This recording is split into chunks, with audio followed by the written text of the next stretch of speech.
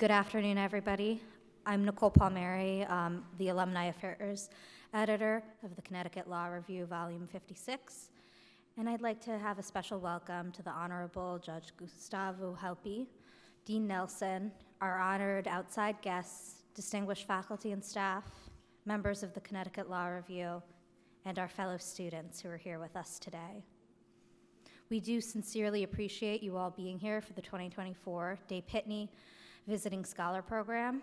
We're so pleased to be bringing this program back after a very long COVID-caused hiatus, and we hope that this will be the start of a new series of Visiting Scholar programs. We have a really great event planned for you today. We are so pleased to have Judge Gelpí here and to honor him for his contributions to the legal system and legal scholarship. We hope you all have a very informative and enjoyable time today. And before I introduce our wonderful Dean Nelson, I do have one administrative matter. There is on all of your tables a parking brochure. If you are a visitor to the law school today, please just make sure you read that thoroughly, just rather than giving you detailed instructions that you may forget or not entirely focus on. We just thought that this will be better for all of your needs and not draw parking situation out into a big thing. Because we do just want to make this easy for you in appreciation of the time you're spending to be here. So without further ado, Dean Ebony Nelson.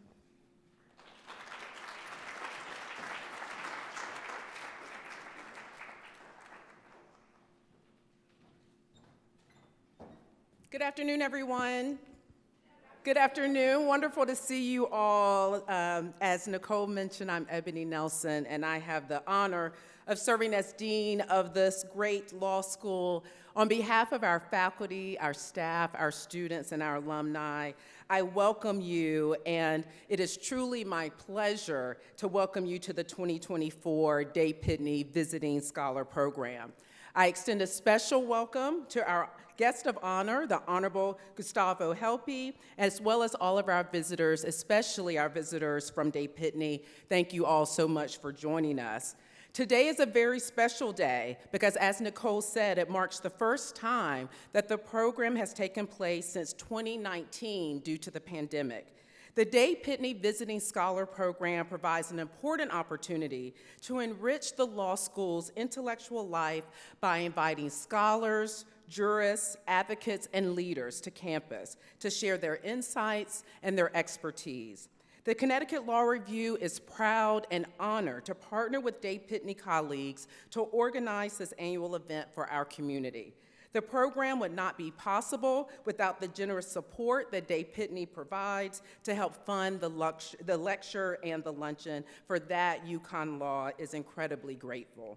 I would like to thank Nicole, as well as everyone with the Law Review, for collaborating with Day Pitney's Alexander Judd and Amanda Lesh to organize today's lunch and lecture. I also thank our events, ITS, and catering staff for their help in facilitating today's event.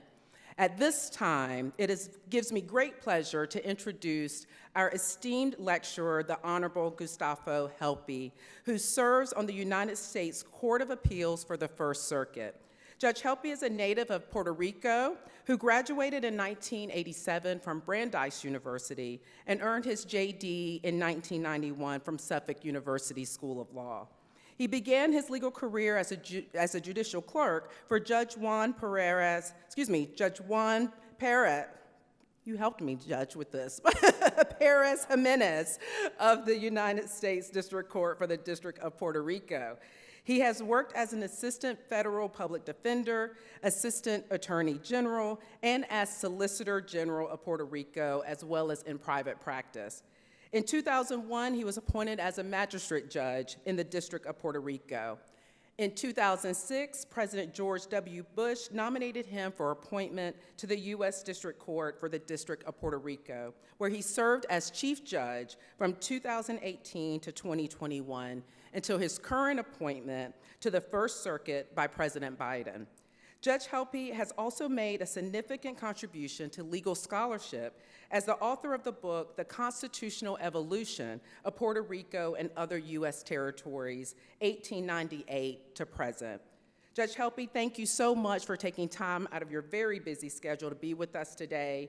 We are deeply honored that you are our 2024 Day Pitney Visiting Scholar, and we very much look forward to your lecture. Thank you and welcome.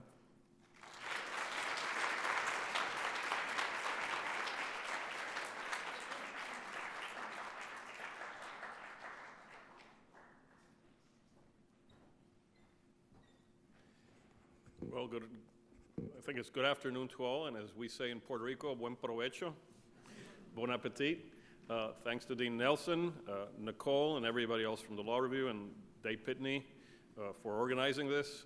I did not expect this was going to be such a beautiful campus, and when I was walking around here, I was telling Nicole, I said, like, all these students, they're always dressed up so nicely and everything all over campus. They're there to see you. So thanks for dressing up and suiting up. But it's a real pleasure to be here. I feel like I was in law school just yesterday, but I started in 88, or 87, 88, graduated in 91, so it's been quite a while, but I'm still a law student at heart. I still teach as a circuit judge. It's been harder. I have to fly back from Puerto Rico to Boston every month, so I'm still teaching an intercession course at Suffolk Law, and then I'm going to teach a very short mid-term intercession course at University of Puerto Rico. But it's great to deal with the students, and I am so proud you've invited me. I'm very happy. So it was a beautiful day, so don't want to keep you, from doing other things. But what I wanted to today, the message or the theme, it's dual. I wanted to talk to you about public service and also about civility, and I think they go hand in hand. I've been now out of law school 30-something years. If you heard my career, it's been mostly public service.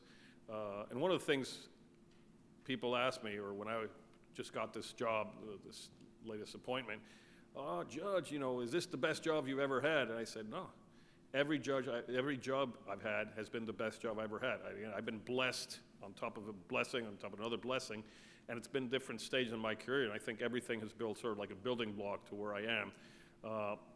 But it's been a great experience, and I just wanted to share some of those things with you, and hopefully make a pitch for all of you to at some point consider doing or do some public service, as well as when you're out there in the bar, act with civility, which I think is very important. People are sort of forgetting that now in this age of text messages and social media and everything. It's so quick to send it, the first thing you think out, and then you might regret it. So I will talk about that. So what I really, first let me start about talking about public service. I would encourage all of you to once you're out of here and you pass the bar, to do public service in one way or another. And you might be thinking to yourselves, well, public service is either I'll be a prosecutor, or I'll be a defender, or I may work for the ACLU, or I may work for an immigration clinic, or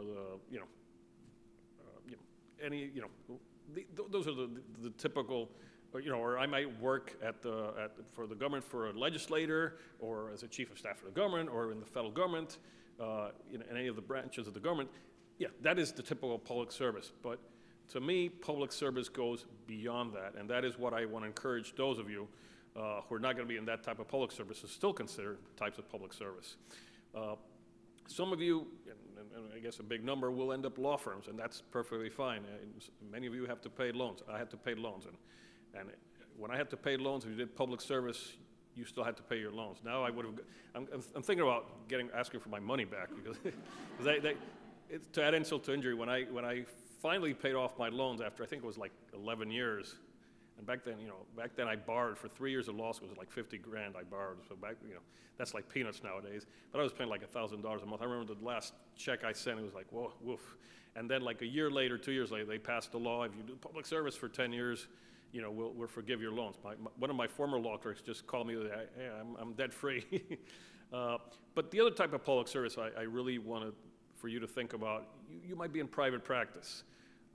And there's so many ways you can do public service. For example, if you go one of the law firms, big firms, Day Pitney, for example, I'm sure they Pitney has a pro bono program. Those are great. You might be in corporate, you might be in real estate, you might be in some other department. But go up to the pro bono partner and say, listen, what can I do? And again, you might end up doing an immigration case pro bono, and you get that experience. You might help somebody in a landlord-tenant dispute. That's pro bono. Something else, another way to do pro bono. You might have your best buddy from high school who's running for city council or wants to run for public office, and he needs to get XYZ number of endorsements. He needs to register. He needs to do everything according to law. Give that person advice. Help that person out. That's public service. You're helping our democracy work. And that is why it's so important. Again, don't just think outside of the box. There's so many ways you can do public service. You can do public service. You go speak to high school students in impoverished areas. Other firms, do a death penalty habeas corpus proceeding. There are so many ways to do it, and there are so many people who are indigent, that need representation from the most, it could be just helping somebody write a will, and that person's estate is worth $10,000, which is peanuts, but he's got 4 grandchildren, he's dying, he wants to leave $2,000 to each of the grandchildren. Those are sort of things that you should all think about. I have to say, public service has been so rewarding, and I'll give you some experiences, instances from all my different experiences as to that. So that's the first pitch I want to make. And also, public service to me, academia, public interest. You're forging new lawyers. Mentor a younger lawyer if you're in private practice. The other thing, in academia, you have experience. Some of you might become experts in estate planning. And then maybe there's no elective here at UConn. Well, maybe there is, but volunteer. And you work as an adjunct and teach two hours a week. Those are sort of things, again, think about public service in the big picture. And again, I have to tell you, I've done it for almost 30 years. I did a little bit of private practice. It was great. I enjoyed it. It wasn't for me, but I seen what it is. But I really, I feel like every day I've worked, I've gone to the office, even on the worst day with a smile, I left with a smile. And that is why it's, I think it's such an important thing. The other thing I wanted to talk, and then I'll give some more examples, is civility. And that is something that is so important. And as I said, with today's technology, when you're going for a courtroom, you're an attorney, you're all members of the bar. Foremost, that's what you do. You have to hold yourselves to the highest standard. And I assume, have you all taken professional ethics? That's a very important course. It might be boring. You need to take. I think you. But again, ethics. If you think it's it is so important, and it's not only attorney ethics, it's judicial ethics. We do so many things outside of the courtroom. We have to consult, and we have to make sure we're upholding the integrity of the profession. We're upholding the integrity of the judiciary, because if the public doesn't trust attorneys, doesn't trust judges, then we're no different than a barbarian Rome. So civility is extremely important. I think one of the things, the main example, because I've done so much work in the criminal field, normally the thought is, if you're a defense attorney, I'm here to, these prosecutors are always hiding evidence, or like in the movies, you're accusing the prosecutor of doing the wrong thing. I remember back when I started, people would say, that's the dark side. And it is not. Everybody is a component in a larger justice system, and everybody has his or her role. But if you're a defense attorney, you're not there. There may be a case where you've seen there's prosecutorial misconduct. In my experience, it's very rare. Prosecutors have very high ethical standards, particularly federal ones, and if not, they're going to get fired, they can get indicted. But many times it could be an agent that does something improper, and you find out. You don't blame the whole system for everything, or you just don't go to court the first day and your client's there and say, they're all corrupt, Your Honor. No, that's not civility. You have to comply with the canons of ethics, rules of professional conduct, and behave as you're all officers of the court. So that's just an example. Same thing. If you're a prosecutor, you don't represent. You're not there to win every case, no matter what the result. You're an officer of the court, you're a prosecutor, you represent the people of the state, you represent the people of the United States if you're a federal prosecutor, and it's a higher calling, and you have to, I remember when I was Solicitor General, to me, the most pride I think I've ever felt arguing a case, I would go to the First Circuit in my court now, and I go, Your Honors, Gustavo Gelpí, Solicitor General of Puerto Rico, on behalf of the people of Puerto Rico. That to me was so important. So if you're a prosecutor, you're not there to, it's not about you, it's not about winning the case for your case agent or or getting your 200th conviction. Same if you're a defense attorney, it's not, your job is to try to quit your defendant or get a good deal for your client. But if you're a prosecutor, you're there to do the right thing. And sometimes doing the right thing, if you're a prosecutor, you discover that the agent or somebody did not produce the evidence, or there's exculpatory evidence, you have to produce it. And when you go to U.S. Department of Justice in D.C., in one of the walls, there's these big letters that say, the United States wins the case when justice is served. So again, justice is not always served as a prosecutor just by a conviction. So those are, it's the most common example, prosecutor and defense attorneys, but I was a defense attorney when I started after being a clerk. And I had a very good relationship with the federal prosecutors. That was very good because I had many different clients. And I'm not going to go and insult or accuse one prosecutor X, Y, Z because you're going to see him again over and over.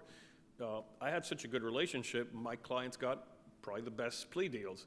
I would sit down for lunch, negotiate cases with them, get good plea agreements. Others were like, and people don't like to talk about that, but many of the clients, sometimes in federal court, if you don't cooperate, you're getting a very high sentence. So I had some of the best cooperators, and the defense attorney, the prosecutors felt comfortable talking to me because if I represented something to them, I was going to, follow up on that. Or, if my client decided to go another way around, I wouldn't play fast and easy with them. So that, I think it's very important. You also have to have credibility when you act civilly before the court, particularly in federal courts. Those of you who end up practicing in federal court, in Puerto Rico, the court I worked for as a district court judge, there were 7 judges. In the federal court in Massachusetts, in Boston, 12, 13 judges. They all have lunch together once a week. And what's going to happen? We start talking and we say, oh, I just had this great defense attorney, this great prosecutor. He is so honest, so straightforward, or she. And the other judge will say, yes, I've had her 2-3 times. I've had great experiences with him or her. The opposite is also true. And earning a good reputation amongst your fellow attorneys, amongst judges, can take you 10, 15 years. It's kind of like it can take years. If you're a public defender, you're in every day in court or prosecutor, it could take. But it takes time to build credibility. Once you earn it, you don't want to lose it. And you can lose it. A friend of mine once told me you can lose it in 2-3 minutes by, not representing the right thing or doing the wrong thing, or simply trying to mislead the court or another fellow attorney. So those are things that, again, in the criminal context, it's so important to have that honesty, stability. If your client wants to go to trial, put on your boxing gloves, get in the ring, do like Rocky in Apollo Creed, and then come out and just shake hands. And then there's going to be another case, and each side has to represent with the utmost zealousy his or her client. So that's something that in the criminal context, it's very important. But it goes even beyond that. You might be in the civil context, and you might have an insurance dispute. Is it covered by an insurance policy? It's not covered. Plaintiff's lawyer is going to say yes. The insurance company is going to say no. And again, but you're going to see each other over and over again. I see that a lot also, like in appellate practice. I've been now in the appeals court for 2.5 years. A lot of the same attorneys keep coming over and over because it's specialized. And they always shake hands. They argue their case, they leave, they shake hands, and that's the way it should be.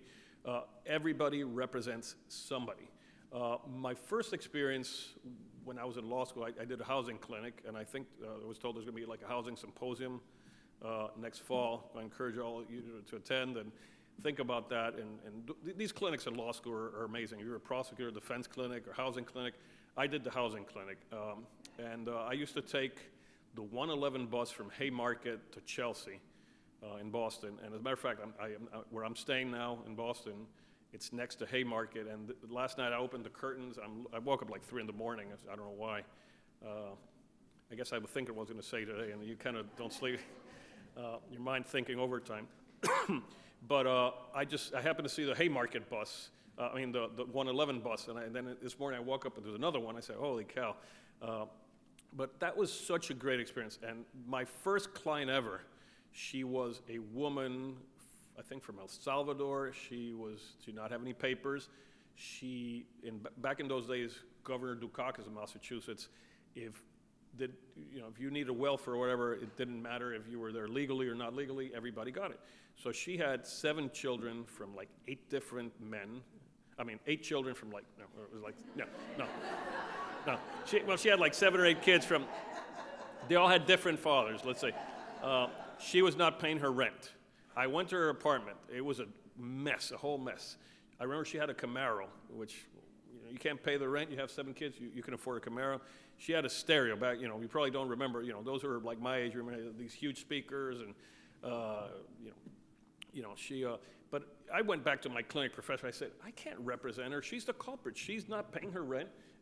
And look, she's getting all this money from the state, and what's she doing with it? Splurging it or giving to the parents of her children. The children don't have anything.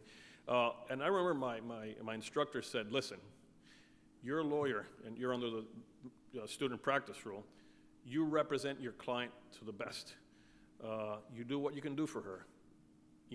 She might not be the perfect person, but she has rights. And you defend her whatever way you can. The landlords have their own attorneys. And it made me see things in a different way. And I was able to settle, that case. I don't think she ever ended up paying the rent, but at least she would not get evicted till it was in the middle of the winter. She was able to stay longer. But again, it's why it's so important when you represent a client, you represent the client zealously, but again, with civility towards opposing counsel, towards the court. You take ethics, candor. That's like a word you hear like 100 times in the ethics course. As a matter of fact, it's not that boring after all. The more you start talking about it, on paper, no. But it is such an important course, and I think you still have to take the multi-state MPRE, right? It is very, very important, and I think most of the states have ethics requirements every year, but the other thing is, when I became a public defender, I remember I had people who were not in the law field.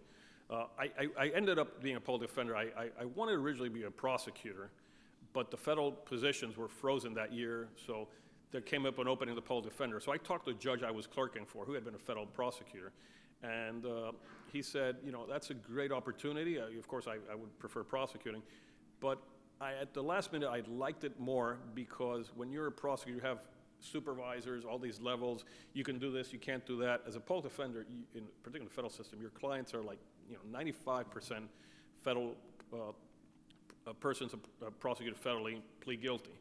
Those who go to trial, the number who are acquitted is very low. So it's really plea practice. You need to negotiate, but at the same time, so I was able to do a lot of trial work. I was going to do civil appeal, and I also did, the criminal appeals, which nobody wanted to do appeals, and I actually I think I'm the only, there's 2 judges in my court, myself and another, who've argued before my court now. Get a little bit of water. But the thing when you're a defense attorney, people would ask me, again, not practitioners, how can you defend that filth? How can you defend that person? And when you look at it from the perspective of civil service, of public service, you look at the bigger picture. We have a constitution, guarantees individuals the right to counsel. And I always say that, a defense attorney, you're a public defender, you're there to do damage control. You're there to mitigate. You might be as culpable as it can be, but every person, for purpose of sentencing, has mitigating factors. And sentencing as a judge, which I sentence individuals for, over 15, I sentenced over 4,000 individuals. I didn't know I had sentenced so many individuals. When my Senate confirmation hearing came up, I had to give the numbers, and I got the stats. But the important thing when you're sentencing, everybody is unique. Everybody, you may have committed a crime, but when you're talking about sentencing, it's no longer culpability. The person's culpable, but what's the right punishment? What are the alternatives? And that is such an important moment. Defense attorney has to do a great job, but I have to say, I'm going back to civility, some of the best prosecutors I saw we're really open. You might have a plea agreement, and the plea agreement might say the defendant cannot argue for anything under 70 months. Prosecution can argue up to the maximum 150 months. But before you sentence anybody, there's a pre-sentence investigation report. Many times you see that report, and all of a sudden these mitigating factors that the defense nor the prosecution ever thought about are there. Now, as a defense attorney, you can't say, Judge, I want to argue below the plea agreement, because then it's a breach, and then the government can, can argue so. And again, there's maybe no plea, then you have to go to trial. But I had some really good prosecutors over the years, and to me, what was amazing was that they had a job to do. And you'd think, if I'm a prosecutor, plea agreement, that's it. But what these prosecutors would do would be, Judge, we've discussed this with the defense, we've looked at pre-sentence report, we've considered all this mitigating evidence for purposes of punishment we were not aware of, or we didn't think it weighed so much, but it does. So we leave it to the court's discretion. We will not enforce the plea agreement, and we will allow the defense to argue below the plea. And many times that resulted in a lower prison sentence or a probationary sentence. And it's, again, it goes to civility, but it also goes to public service, and it goes to the higher calling that you're there to do the right thing, what's right, and that, again, it's very, very important. So let me just have a sip here. So again, and again, I can give you experiences from the criminal practice world, because federal judges, that's about half our docket, and we see more criminal work in court, and in sentencing. But again, it transposes to other areas of law. You can be negotiating whatever you're negotiating with somebody else, and into negotiations, you have to have that same mentality, and do what's right, do what's honest. Of course, always represent your client to the fullest. I know some of you might end up doing family law. I never did family law. I did take the class, but those, I have friends who are family lawyers. That can get nasty at times. And again, sometimes your client will take it very personally. I have a friend now. She's it's kind of like a mediation counseling services for these divorce proceedings, particularly when there's children. And mediation is something that's also very important, and you can do it in many facets of the legal profession.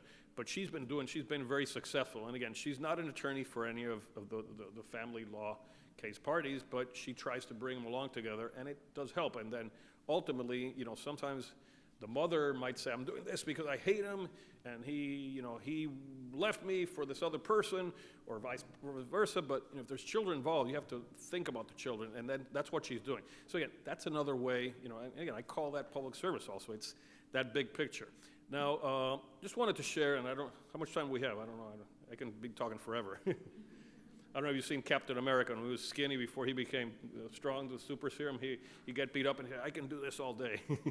So I'm like that. I happen to like superheroes. I don't know if you've read anything, good comic book collection. Also, I think important to say, like from Spider-Man, with great power comes great responsibility. I think that goes with a robe, but also you're a pole defender. If you're an attorney, it's great power. You don't know how much that license is worth. It's also important to behave ethically and comply with all ethical requirements, because all of you went through 12 years of school, maybe even preschool, make it 14, 15. 4 years of undergrad, maybe some of you got a master's, you get 3-4 years of law school. That's about 25, 26 years of your life. So, at some point it might be like a third of your life you're studying. And then you have to take the bar, and you don't want to lose that. So that's why it's so important to comply, with codes of conduct and again, civility. And again, I start getting all these ideas. Something that's very important if you're doing criminal work. You always represent your client, that single individual. It's not like the government represents the big picture of the people of the United States. You represent your client in that case. I've heard defense attorneys say, I'm not going to raise that defense on behalf of my client because I think it could affect future cases or future clients, if the law were to change in his favor. And I've heard that mostly on appeal. I don't want to argue that. And to me, my answer was always, when you have that client, all you care for is about that client. You've got to forget everybody else because you're there for him or her. The other thing is, I've heard defense attorneys say, oh, I never represent cooperators. I never give my client that option. You have to tell your client all the alternatives. You might want to say, I don't want to be identified as a cooperator, as an attorney. Well, if your client wants to cooperate, you give them that option, then you say, let me get you another attorney.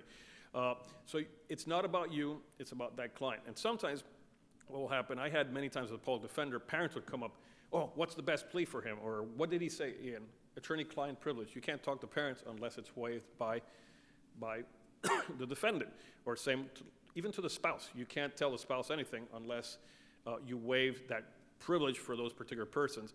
The other thing that's unique, sometimes you will get, sometimes if you're doing defense work, particularly solo practitioners, somebody will come in and say, I want you to represent X person. And you say, okay, let's talk about it. And then, but you have to say to that person is, I don't mind if you can get paid by third parties. That's not an issue, but you always represent that person, and you have to let the third parties know. Something that's going to happen when it's third parties, you have to be, and this is just words of advice, and some of you, it might click 20 years from now. Sometimes somebody can come for you, and say, or it doesn't have to be a criminal proceeding. It could be a civil proceeding, it could be a family proceeding, but a third party. You have to think, what's that person's interest? If it's the father, the mother, or a good friend, fine, they can pay for your fees.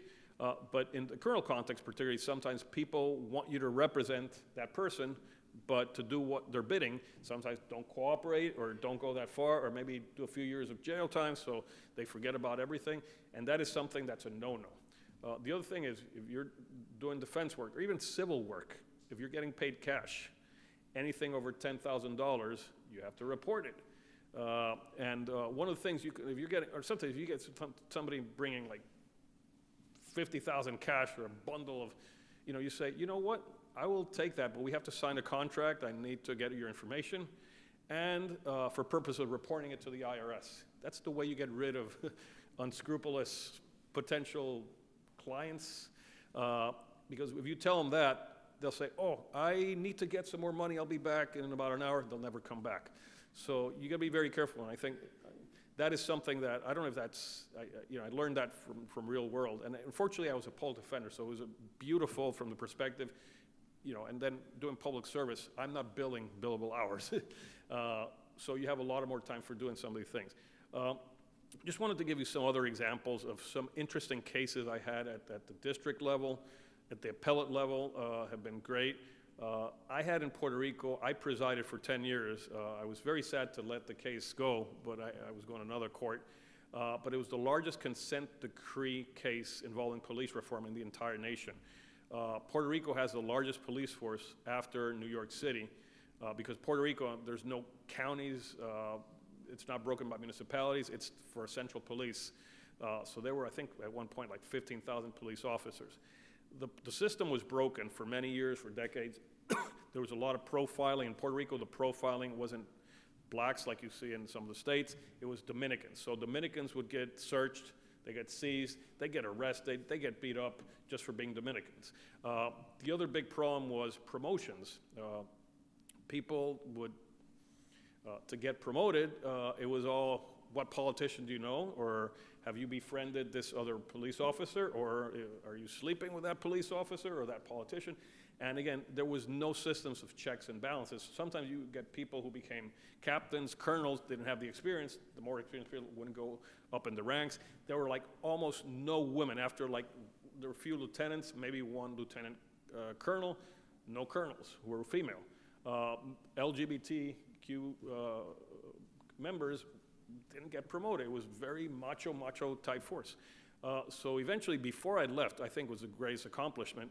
One of the things that I was able to get the parties to negotiate was every promotion now is based on merit.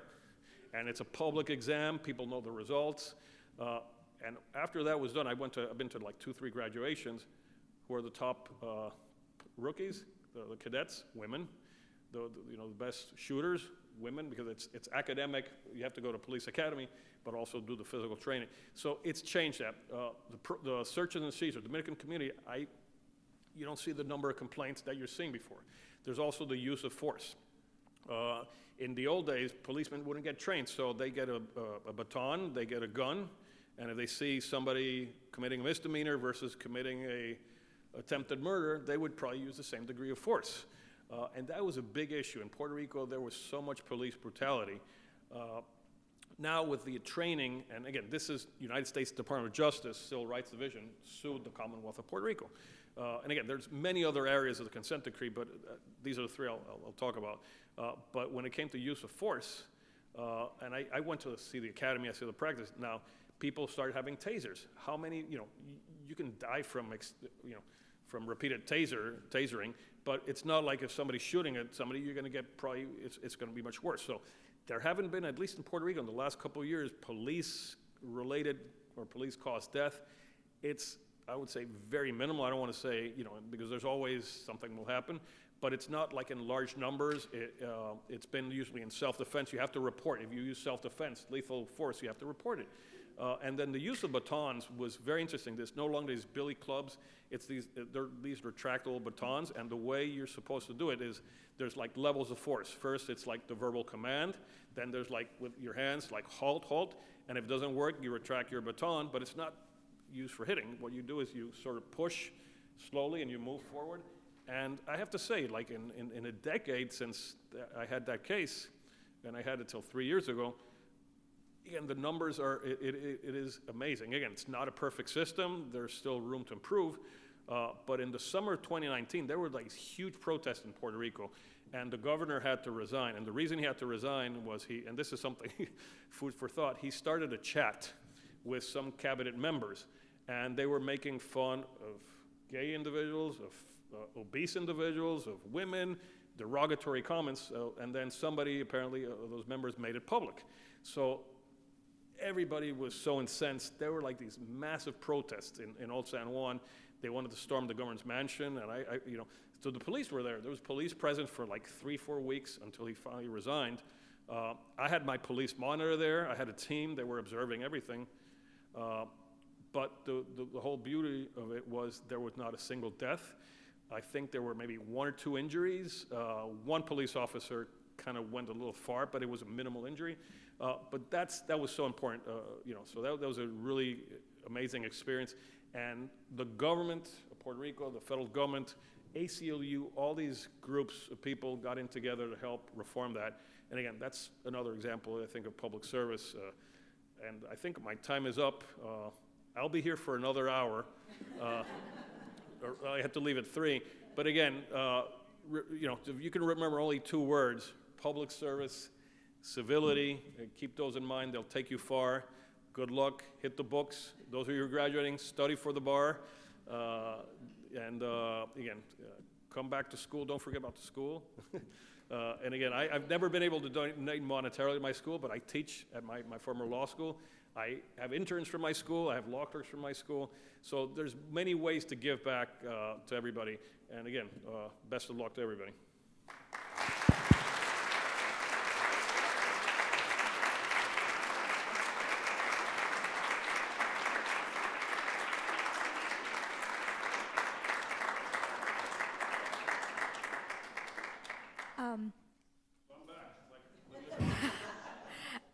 Anyone who needs to go to class or other commitments can do so now. Thank you for being here. But we do have the room in his honor for at least another half hour. So if we'd like to do a question and A session, that's a possibility. And it doesn't have to be about what I've spoken. If anyone's interested, just raise your hand and we can get that started, or not. I can start by saying jurisdiction is very important. Everything is important, but particularly federal jurisdiction, you have to be in the right court, you don't have to know, and then there's other courts, you need to have monetary amounts, all these things. Remember, jurisdiction can be a killer if you don't know about it. Oh, hi. Thank you so much for coming today. It's such an honor to have you here. So my question, it is related to your talk. So I think, today in the media we see so many stories of, very renowned jurists, whether it's lawyers or judges, doing the wrong thing and, whether it's misconduct outright or just unethical behavior. And I think that can make you almost question, what are we doing at all? So I think when you do see that, how do you stay inspired and passionate about the law and the justice system? Well, I think the media has to report whatever comes out, but these sensational instances or when a judge overdoes what he has to do, or an attorney, that's what's going to get all the hits on YouTube or whatever. I like to think about it, that's probably that's the minority. I can speak for the federal judges that I know. Everybody, regardless of who appointed them, we take this seriously. We're there to uphold and defend the Constitution and laws of the United States. We have a very good appellate system, and then some cases go all the way to Supreme Court. So there's a internal system of checks and balances. Attorneys also, they have their own system of checks and balances. There's boards of not bar examiners, attorney, whatever they're called. As a matter of fact, when I was Solicitor General, we were the board of bar overseers. We did the overseeing. There was no board of bar overseers, so I had to do that. And again, there's always going to be a sour apple, but the majority of attorneys, judges, state, federal, everybody, we do what is right, and we follow, and it's unfortunate that somebody, because of one judge or one attorney, everybody gets the bad rep.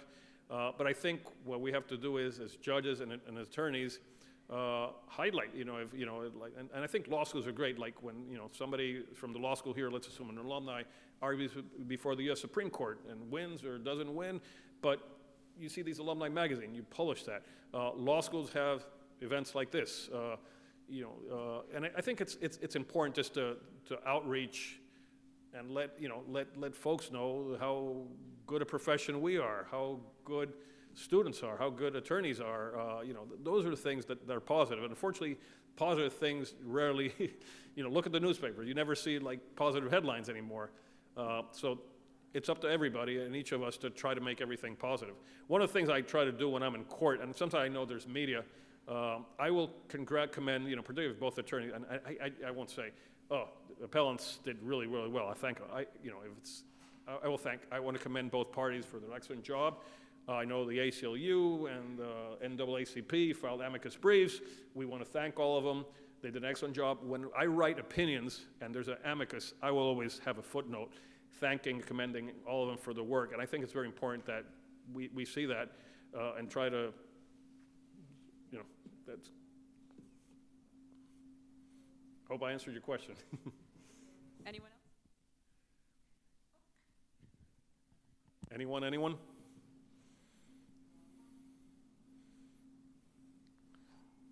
I guess I said it all.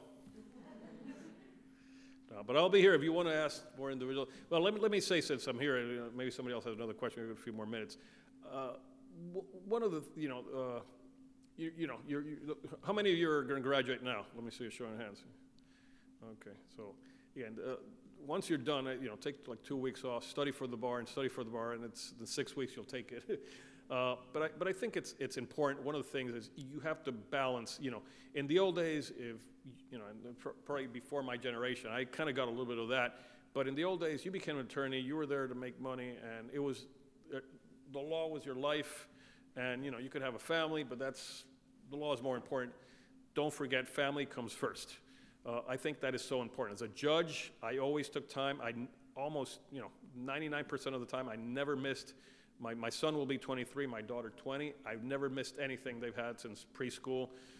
That's important. Family events, go to all you have. Find time to spend time with friends. Like next month, I told a good friend of mine, hey, you've never seen an NHL game. Come on, we're going to go see the Warriors play the Celtics, and then the next day we're going to see the Bruins play. Find time for your friends. Life moves very quickly. Before you know, as I told you, I feel like I'm still at law school. And again, it's been 30-something years. So find time for yourself, for your loved ones. It is so important. I think the firms, and even the federal government, public service, entities, they're giving, the vision's very different from like 30 years ago when it's just billing, working. Because again, time will go by, and again, legal profession, even though you're being very civil, you're being professional, you're doing the best, it can be very stressful. So find time for yourselves, find a hobby, travel, cook, read, write. volunteer, but do something outside of the law also, because it will help you. And again, you'll appreciate that many years from now.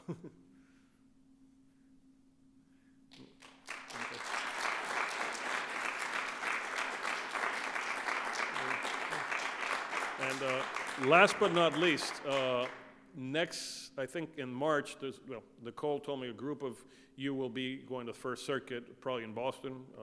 But there's oral arguments, at least in my circuit, the first full week of every month.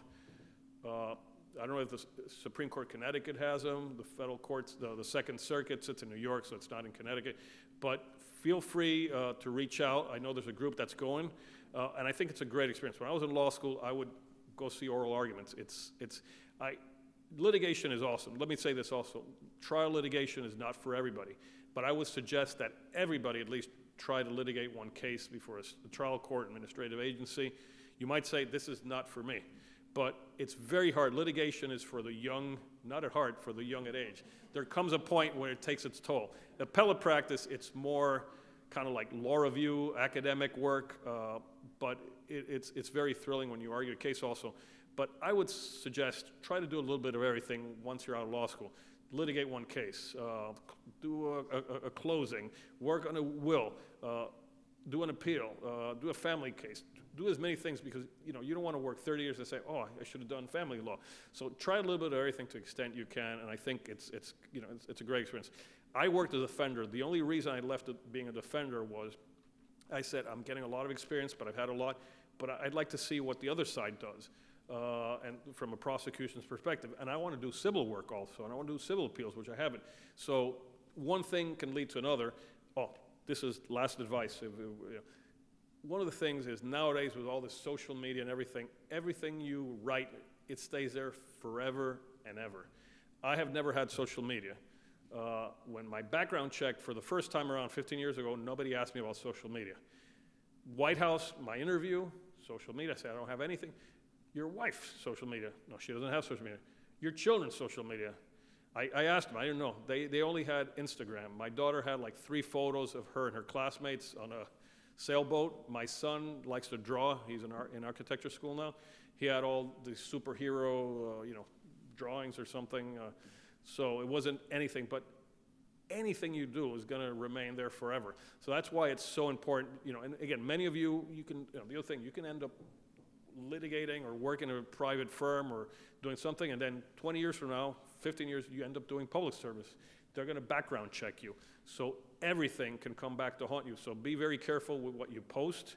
And you've seen in some of these confirmation hearings, these things come up all of a sudden. So that's another word of advice. The other thing is pay your loans. If you can't pay them, defer them. But don't disappear, because if you get sued at one point or you file bankruptcy and you can't discharge those, but if pay your mortgage, pay your credit cards, because you always get a background check, and if you don't pay on time, you're not going to get a job working for the government. So that's again food for thought. Also, I was once told, that I have 2 kids, I have a mortgage, my car's paid off, but there's been moments, I'm seeing light at the end of the tunnel. I've been up to debt. So when I get interviewed by the FBI, they say, no, that's good. We don't care about debt. We just want to make sure you're paying all your debt. So it's very, very, very important that you pay everything. You pay your power, your light, your water, your heat, whatever, and your credit cards, because if you have all this credit card and everything, you're not going to go anywhere. And again, that's unfortunate. And then pay your taxes. That's very, very important. If you have to make a payment plan, make it, but pay your taxes, file your taxes. You need to, for public service jobs, most of them, you need to comply with the law, and there's no exceptions. So aside from that, I think from Dave Pitney, they want us to talk to you. Thank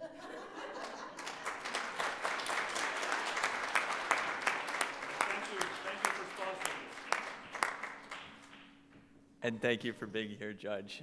Not a sales pitch at all, but I did want to get up here. My name is Alex Judd. I'm an energy partner at Dave Pitney. Wanted to thank you all. Nicole, Gretchen, Professor Levin, the Connecticut Law Review, Dean Nelson, you have all put on a wonderful event. Judge Gelpí, the remarks were wonderful. And I just wanted to echo that from Dave Pitney's perspective. I don't know how many of you know about the firm. We're around 300 attorneys in 13 offices up and down the East Coast. But I just want to echo something he said that definitely struck home to me, which is collegiality and community. And the reason I became a partner at Dave Pitney and stayed and have stayed since is we all support each other. And I think that's absolutely important. And honestly, we do that by bringing in new hires time and time again who understand being a well-rounded person is important. The legal studies and the legal acumen is so important, but understanding the full person and all the things the judge just talked to us about is so important to us as we look to hire. It's one of the reasons we do these events and partner with the law school. It's the reason we see such wonderful quality from you all as students. So I want to say, if you have questions about the firm or private practice, not to sell you on that instead of the wonderful government work that you just heard about. I started doing 2 sessions, the Connecticut legislature drafting bill, so I definitely understand that. But if you have any questions, I'll be here. Feel free to reach out to any of us. We really do love engaging with students and talking to them, helping foster you to the extent we can be at all helpful in your studies, to do any kind of partnership, work with you on clinics or anything like that. We're here as a resource. And thank you for being here today and showing engagement in these topics. We love to see that, and it's why we keep coming back time and time again. So I just want to say thank you, stay engaged, and we'll see you at a future event. But thank you again for everyone.